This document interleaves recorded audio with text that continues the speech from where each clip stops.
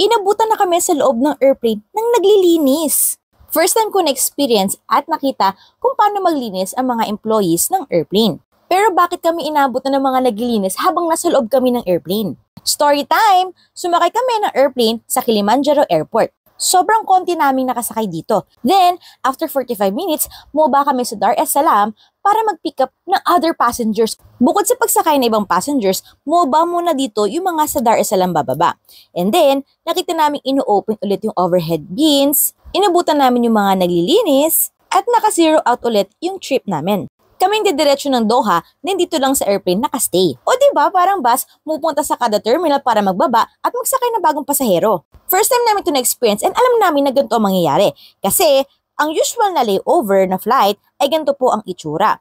Isang stopover at eto na yung next destination. Pero ang binili kasi namin yung mas murang flight, so nakalagay dito, hasakay muna kami ng Kilimanjaro Airport, mag-stopover sa Dar es Salaam pero hindi kami bababa, and then ang layover talaga namin ay doon nasa Doha, Qatar.